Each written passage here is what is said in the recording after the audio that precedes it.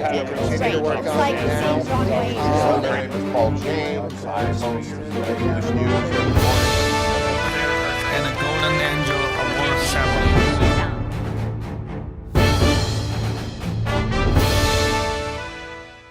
Hello, dear friends, my lovely audience. Welcome to the East-West Show. Jack Chow, your host. A show talking about right and wrong, or wrong. A show talking about the truth, nothing but the truth, the naked truth, like we say in court. This show is exclusively sponsored by Wolfers.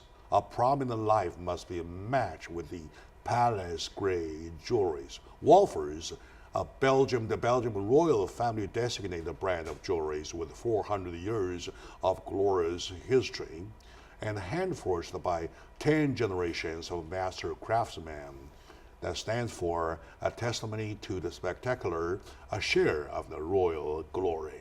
Wolfers, the palace-grade artistic jewelry.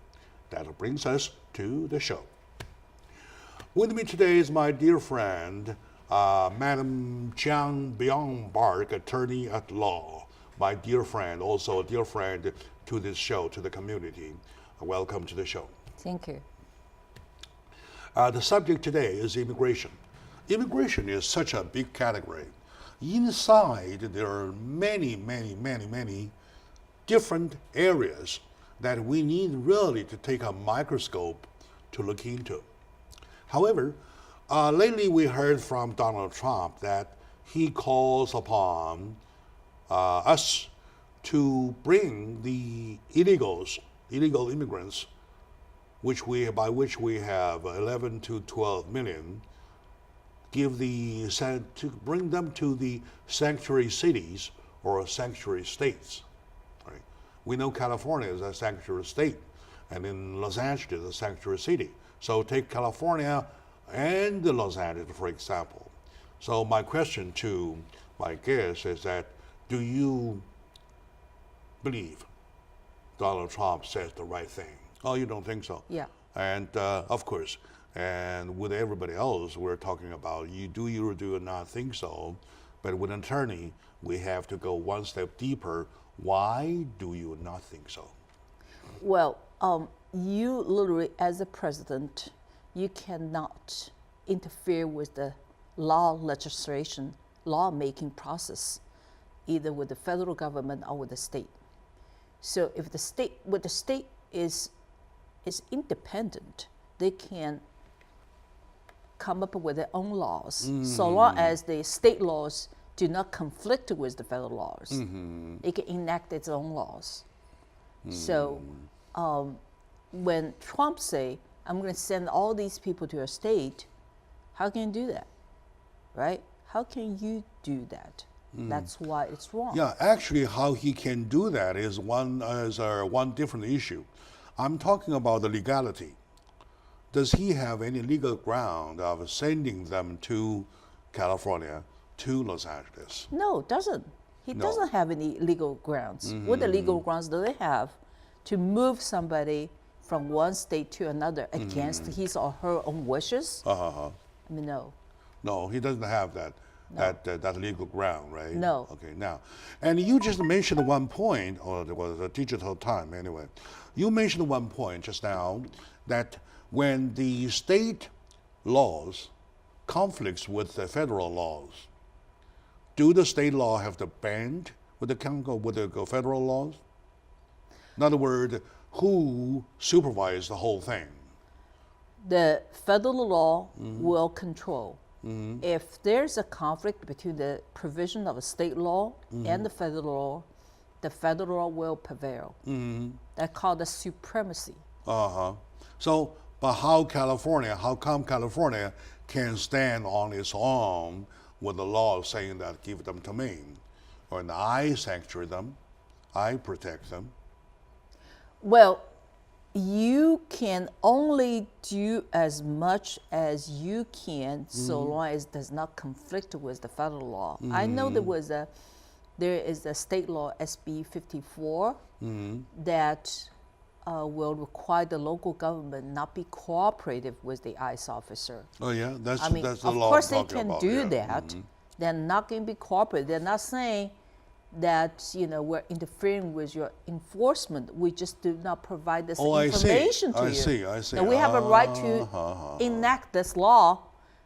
I mean, that's okay because you cannot force a local government to be cooperative with you. I see. You can go ahead, come to my state and enforce the law. That's fine. I see. All right. And I believe, thank you very much for pointing that out. I believe, my dear audience, Attorney Bjornberg had just pointed one thing. I believe that is the core of the issue. And the core being that California law doesn't say that we go against the federal law. California law does not say, let us give the 11 million of the illegal immigrant document to legalize them. California law just only said that we are not cooperative. We choose not to be cooperative to what you do. Like Right. that, right? Let's say if somebody was arrested for crime and in the state court, right? So, and then finally the person was released from jail. Now he has a right the state has a right to choose whether I share that information with the ICE officer or not. Now if he does share that with the federal government, the enforcement agency, ICE officer, they will find out, oh, the guy committed a crime.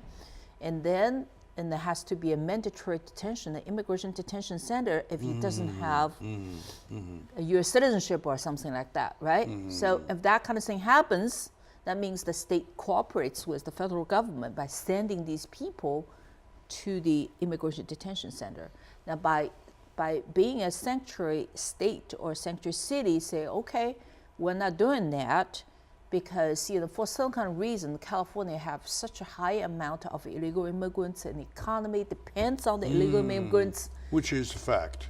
Yeah, it's a fact. So if they went out of way to be hostile to these immigrants or illegal immigrants, and then the state leaders will worry that hurt California. Our economy gets hurt. Yeah, they worry about that. That's why they don't want them to fear about that, but they don't want to come up with a law that really go against the federal law. Just say we're Okay, not being all right, cooperative. okay. We don't need to share that information with you. I see. Okay, all right, good. So when they started, like say ICE started searching house by house, California is not obligated to say, hey, come to me, I have one here.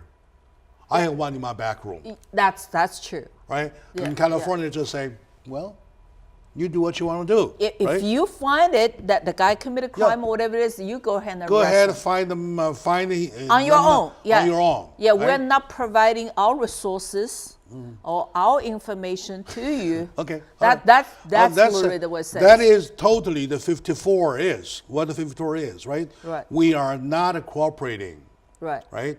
We're not cooperating. So go ahead and find yourself. Right. Right? We're not, as a state, California is not saying, hey, officer, come on in. I have one in my back door, in my back room. Right. Right? And Los Angeles doesn't say either, say, come on in, I have one in my backyard. Right? So that's the thing. Right. All right. That's true. This is only a take of a position of not to cooperate. It's not a, to the fact that California and Los Angeles go against the federal laws. We're not. They're not going against it. Okay, very good. And thank you for this clarification, because sometimes when people talk about things, they shift the ground. They shift the ground to make you believe that we Californians, that we Angelenos are going against the federal laws. So as a matter of fact, we're not. Am I right? Okay, now, by the way, now that speaking of that devil though, in other situation, if I know something, and there comes the investigation, and I choose to be not cooperative, I'm the one supposed to know the backside story. So am I breaking laws? Well, let's say if you are the owner, there was a couple of situations. If you're the business owner, you are put in the limbo because the U.S. government, the INA law requires you have an e-verification. That means you need to be honest with government. That you cannot hire any illegal immigrants to share some information. But then at the same time, the state law tell you that you are not supposed to be cooperative. All right.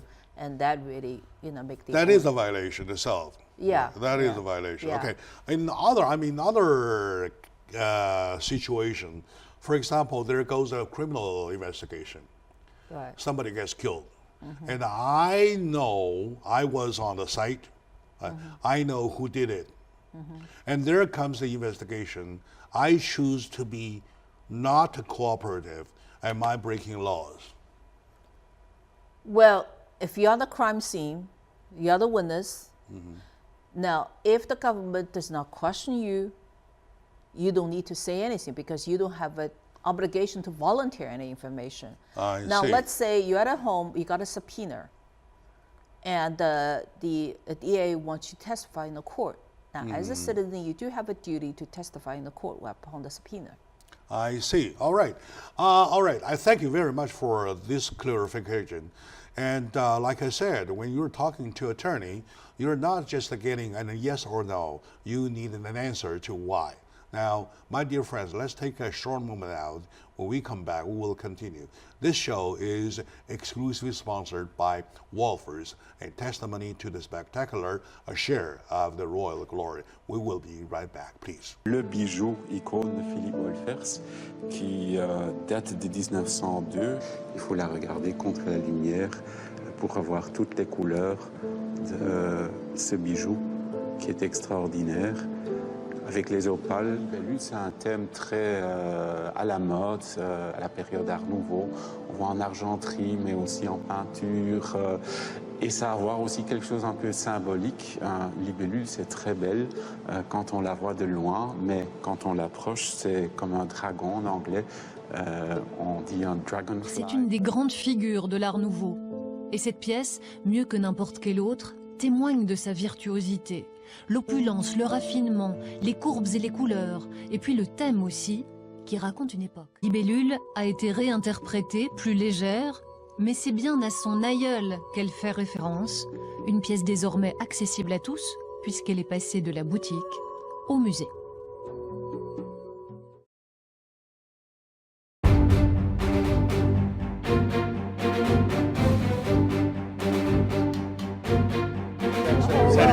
Everything expected, great. It's like the same Broadway.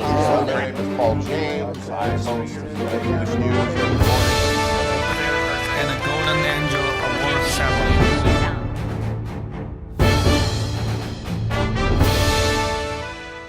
Hello, dear friends, my lovely audience. Welcome back to the East-West Show. Jack Chow, your host. East-West Show, exclusively sponsored by Wolfers, a show talking about right or wrong, a show talking about the truth, nothing but the truth. A prominent life must be matched with the palace-grade jewelries. Wolfers, the Belgian royal family designated brand of jewelry with 400 years of glorious history and hand-forged by 10 generations of the master craftsman, that stands for a testimony to the spectacular and the share of the royal glory. So, back to the show. With me today is my dear friend, Chang Byung-Bark, attorney at law. Chang has been with us for quite some time. I know her probably for 10 years already. More than 10 years. More than 10 years, right? Quite some time ago, 10, 12 years ago, there was a man, a delivery boy, a restaurant delivery boy, killed by a criminal at night while doing his job delivering. That guy was the only one here, no relatives, no family, no nothing. And there came the family landing in Los Angeles needing help, right? And that was the moment I got myself involved because I consider myself a Chinese American, right? One of us killed, we get hurt. I felt responsible for making the news known by people around. I was doing the news job back then. And then I got the attention for Chang Byung-Bark. As an attorney, she stepped in as a volunteer to help with the family. And she even went one step further. She took the family to Richmond, Virginia, to face the employer, to face whoever the responsible party, to get justice paid to the family. For that, starting that moment, I look at her from a different angle, and she stands a woman tall enough to protect people, to stand for justice. For that, I respect her a lot. That's a little background about her. So back to our issue. All right. So I still remember everything. And the elephant never forgets. Yeah. Okay, now. Now with the situation of California's position clarified, which means California does not choose to go against the federal law, neither does Los Angeles City choose to go against the federal law. They just took a position, say, we are not cooperating. That's it. That's true. Right? We are not volunteering ourselves to what you do. That's it. I just keep myself silent. That's it. Right? Now, okay, that position has been deformed into another look. Now everybody knows California choose to go against the federal law, which matter of fact is not true. At this very moment, when Donald Trump, our president, says that he wanted to bring all the illegal immigrants to California or to Los Angeles or to sanctuary state or sanctuary cities, is he smacking on California, on Los Angeles, or on all the sanctuary cities and sanctuary states? To your take? Well, my take is that cannot just, blame those states for protecting these illegal immigrants. Well, they have their own reasons to have its own laws there. And I personally interacted with a lot of immigrants, legal, illegal, and I believe there should be a way to deal with it. And rather than have the Trump accuse these states, I thought the best way is that whether we can come up with some solutions that is acceptable by the state and the federal government, rather than split all this country like that. In other words, as a president, he has to see things. Okay, now, suppose there is a coin, right? He has to see both sides of the coin. That's true. Not only one side. Right. Am I right? Right. Okay, now, of course, those illegals are illegal. However, some states like California, their economy relies upon the illegals. Am I right? Suppose in California we have strawberries, tomatoes, right? And they need somebody to pick up, to pick them, right? That's true. And that's why we have the seasonal migrants, right? Some of the migrants stayed until next season, and the economy relies upon that. Right. So now, when the state, from a consideration, take a position to protect them or not to blow whistles on them, right? So there's no law breaking but being broken. There's nothing wrong with it, right? Well, they're just not being cooperative. They're not saying that if you enforce the law, I go against it. They just, we don't want to share that information with you. All right, okay. All right, good. All right, that is clarified, and that is for sure understood. Thank you for that. Let's move on to another issue, the border issue, right? For a state, for a country, for a nation, you are supposed to have a sealed border. There's no question about it, right? Every country does the same. Every country needs to do so. If they haven't done so, please do. Something like that. That is clear. However, do you agree with me with the following statement? I'm going to make a statement, right?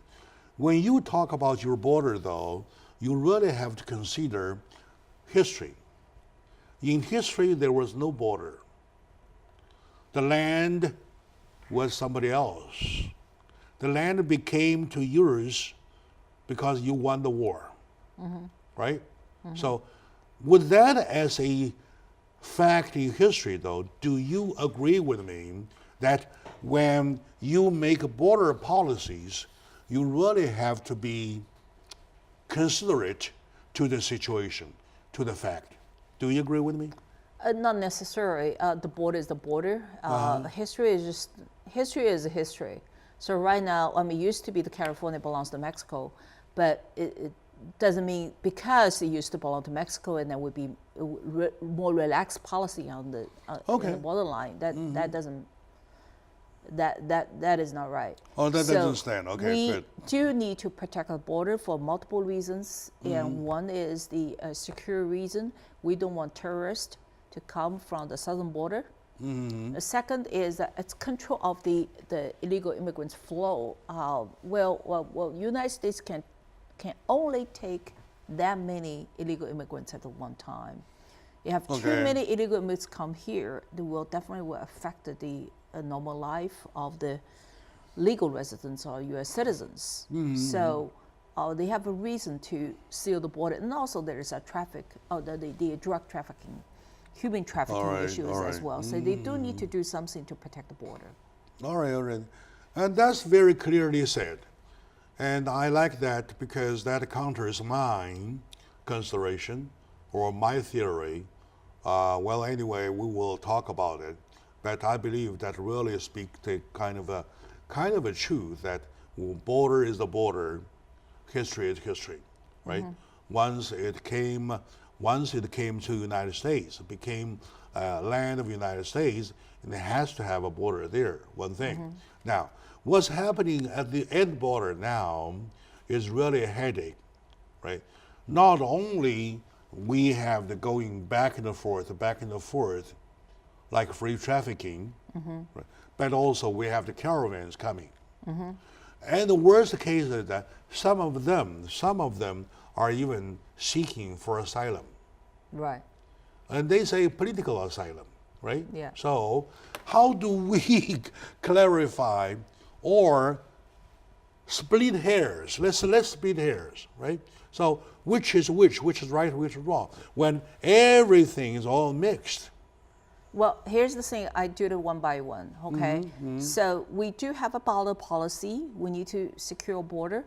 We only allow these people who are inspected. You can come, you have to be inspected. If you go to any state that share the border, southern border with Mexico, and they will be questioned. So that's a right thing to do. Now, second is that, what are you going to do with these people who will seek asylum? Well, United States is well known for its policy of, promoting the human rights all around the world. And they do, every year they have quotas, leave out, and let the other people to apply for asylum. And you get relief that way. Now, in that circumstances, so anybody, literally, you have a right to apply for it. But however, where U.S. constitutional law will not extend it to these people who cross the border illegally at the border, we call that arriving alien, you don't have constitutional rights. So the United States government has a right to refuse you to come in, or we call that. Good point, very good point. Okay, now, see, here is the border, right? And we are talking about a constitutional right. Right. Constitutional right, does constitutional right make it clear that if you are staying on the other side of the United States, applying for asylum, you have the right to apply, right? And we will consider, we will go over your case while you're waiting. Right. Now, suppose you're in already. Do you lose your constitutional right? If you're in the United States, you're admitted illegally cross. Well, illegally cross. Do they lose their human rights under the constitutional right? All right, let's take a short moment now. We come back to continue. Right point. Well, we really need to hang on that point for quite a bit. All right. So stay with us. We'll be right back. Peace.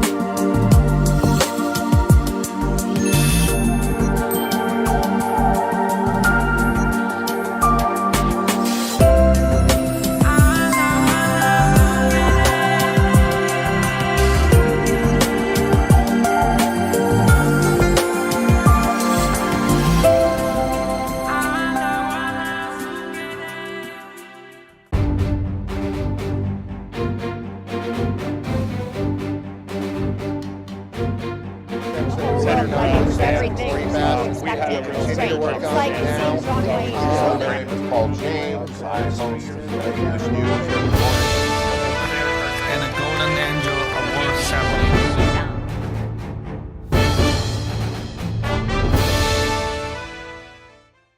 Hello, dear friends, lovely audiences. Welcome back to the show, East West Show, exclusively sponsored by Wolfers. Wolfers, they stand testimony for the spectacular and the share of the royal glory. So let's go back to the issue just now being discussed between me and my dear friend Chang Byung-Park. Chang is attorney in the law, an eminent attorney for so many years and well known in the community. And I love her for the fact that she has the guts to stand out for what's right against what's wrong. That started the foundation of our friendship. So now, to the point, when we were talking about you have a constitutional right overhang, right? That shed lights to everybody. Am I right? That's true. Now, you're talking under this provision, you're talking about here's the border, right? Outside the United States, on the other side of the border, though, you are covered by the constitutional right. So we give you the human right by Constitution, so you can wait there, apply for asylum. Now, to those folks who had stolen in, right? You mean who had smuggled in, right? illegally smuggled in, illegally crossed, though. My question was, and still is, do they lose their human right? Well, they are not losing their human rights at all. They actually they got a more protection once they are in the United States territory. So the law treats the people who try to knock at the door of the United States differently from those who are already in the United States. Okay. So the border is not just a line. The border, in the concept of the immigration law, it covers about more than 100 miles from the borderline. That means if you're caught within the borderline of this 100 miles or whatever it is, you're still considered as an arriving alien. You were caught, and you are subject to summary removal. But for these people who are luckily who crossed, they went inside 100 miles, and then they will be considered as they already in the land of the United States. Even you came here illegally, and you're enjoying the constitutional In other words, they both have the constitutional right, right? No, the ones who coming to the border. There were two concepts. One, this is the border. If you're on this side, you don't have constitutional rights. On the other side of the border, yes, you do. No. Let's you okay, cross no. it. Let's clarify. Here's the United States. Here's the line. Right. Here's Mexico. Right. All right. Right. Now, they are waiting there in Mexico. In Mexico. You don't have constitutional rights when you're They waiting. don't have constitutional right. They don't. So we can or we cannot. We can take them. We can refuse them. Well, of course, you take them, or you refuse them. Well, so question is that we have a border here, right? here's the Mexico, here's the United States, right? So when we say constitutional right, do we say that these people or these people have the right? Constitutional rights. If you're outside of the United States or the borderline, you're knocking the door of the United States, you do not have constitutional rights. Okay, now, and then I broke the law. I still in. I smuggled myself in the United States. I became illegal. So do I have the constitutional right? Well, let's say you crossed the border illegally, right? Long time ago. Now, luckily you made your way in. Okay. If it is more than 100 miles from the border, you're inside it. We will consider you are in the United States. And then you fully enjoy your constitutional rights. If somebody arrests you, you can be bailed out. If you're on the borderline, near the border, and they will consider you as an arriving alien. Let me give you one example, probably understand better. A student will try to do something, and then the U.S. government believe it's illegal, but they didn't press for the criminal charge. They saw they don't have enough evidence. However, when the students left the United States, went to Mexico, spent about 2 or 3 hours there, and want to come back, they canceled the visa. Now, he wants to be admitted back to the United States. They say you are arriving alien. Why? Because you don't have a good visa. If you don't have a valid visa, you cannot come in legally. You're coming back, you want to be admitted again. So he's refused to be taken in. Well, I mean, they sent him to the immigration detention center right away, unless you say you have one way to get out of it. If you say, I have a fear of returning back to my home country, you state a good reason, the immigration officer believe you, and they will let you stay in the jail rather than send you back. You do have a right to request a review of the finding of a asylum officer in front of a judge. If the judge say yes, the guy has a good case, you're released. I see. It is the first time that I hear the border line is not actually a line. It's a border area. It's a belt. Right? Okay, now, let's take a very short moment out. And I believe today's discussion is very important because there are some basics that are being clarified with my dear friend, Chang Byung-bak, attorney-at-law. Let's wrap it up for this segment. We will be right back after this short break.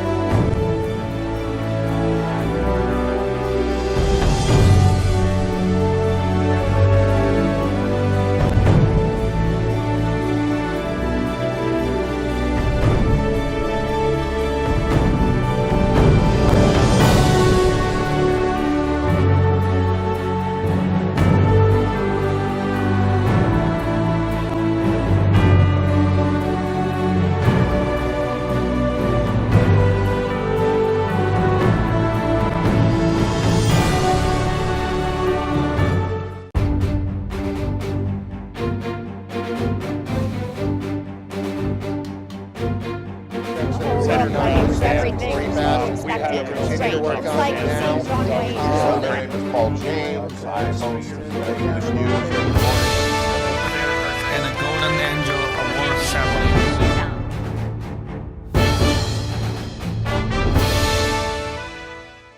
Hello, my dear friends, my lovely audiences. Welcome back to the East-West Show. Jack Chow is hosting. The East-West Show is exclusively sponsored by Wolfers. Wolfers is the Belgium royal family designated brand of jewelry, which has 400 years of history. and hand forged by 10 generations of craftsmen, of the best craftsmen, a testimony to the spectacular share of their royal glory. That brings us back to the show. With me today is my dear friend, Chang Byung-park, attorney at law, the eminent attorney in the area of immigration. And I'm conducting a conversation today for the purpose of clarifying some definition, right? One of the definitions, as we move along, we found out that it is necessary to define what is the borderline. With the foregoing discussion, I came to understanding that borderline, as a matter of fact, is not a line. It's not a line, linear line. It is an area of how many miles wide? I believe it's 100 miles from the border. 100 miles wide, right? So in other words, you're talking about a belt. 100 miles wide belt going like this, right? That's the border area. Sure. Now, and now things are even more complicated. You're talking about 3 areas. Area number 1, the Mexico, right?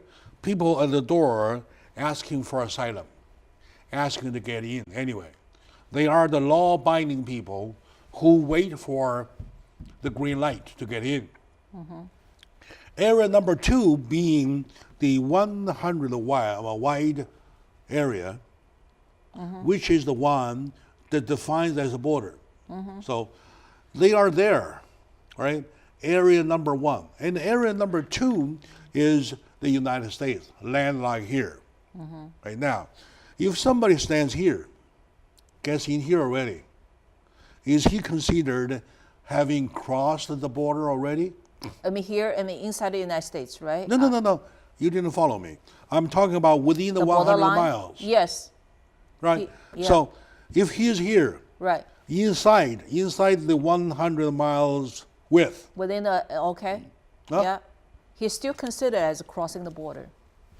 is he considered inside the United States or No, outside the not United States? inside the United States. Okay, Still it's at the border. considered the border. Yes. In other words, the line definition, the final definition line, cuts to the left-hand side, not the right-hand side, That's true. right? Yeah. Okay, that's a good clarification, my dear friend. I'm talking about one step away, you're in another country.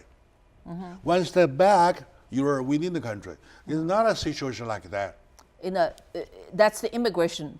Yeah, I know. In the immigration world. In the immigration definition, the line is especially, or maybe specifically to the fact of the U.S.-Mexican border.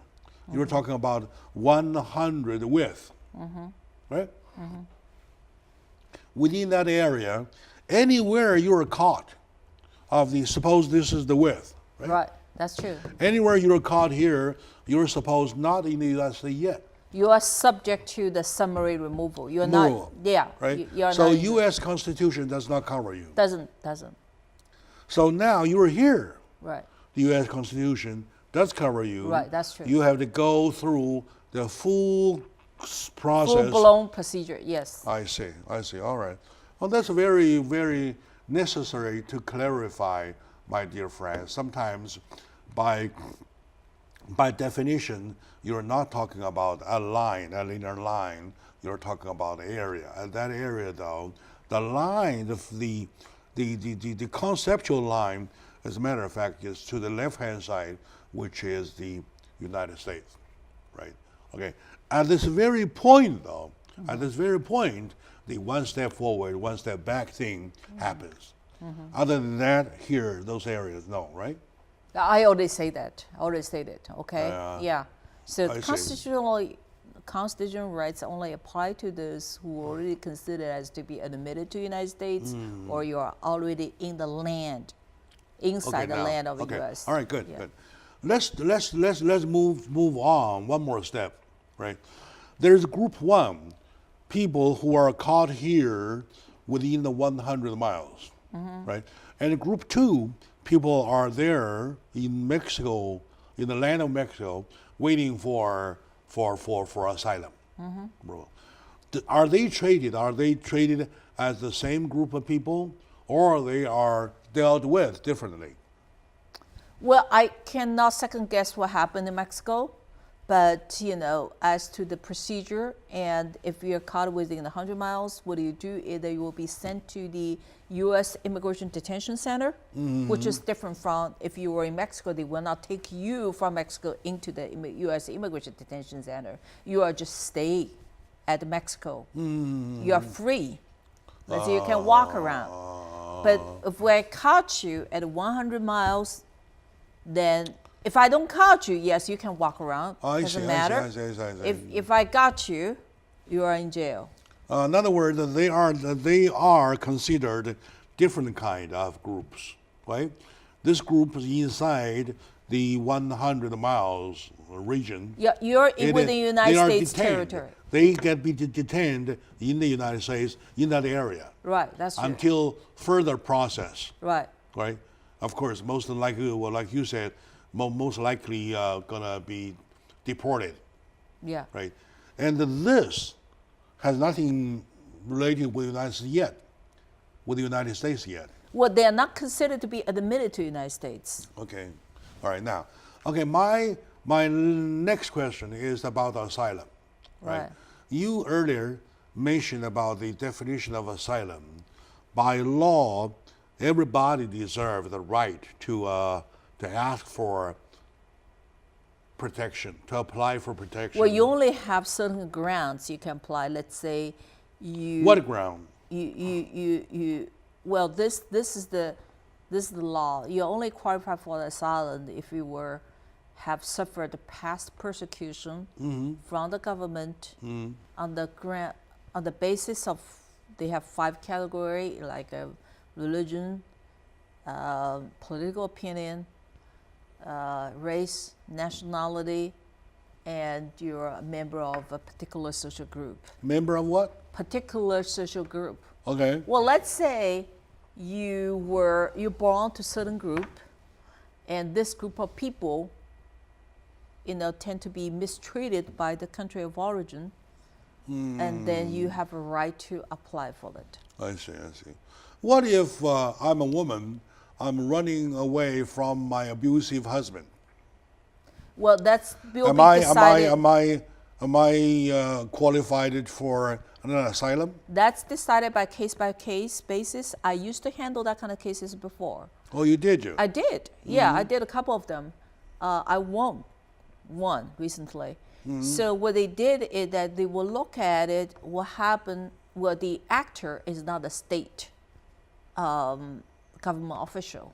The actor, the abuser is the husband, right? Okay. So he is not a government official. Now, in order for you to apply for asylum, you prove the past persecution or your fear of future persecution. Yeah. Based on all these 5 categories. Yeah, my husband will kill me. Now, you still need to find that the person, the actor, is a government official or the government failed to protect. Let's say your husband threatened to kill you. Did you report to the police? If you don't have a case. If you report it to the government failed to protect you, and then it becomes a state action. Yeah, good point. I've heard in some countries, beating wife is illegal. Like in Guatemala, or I don't know which whatsoever, country. I don't remember without, which country. Yeah, without naming a certain country. Yeah. But there are some countries whereby beating a wife is legal. Right? I don't know which one. I just.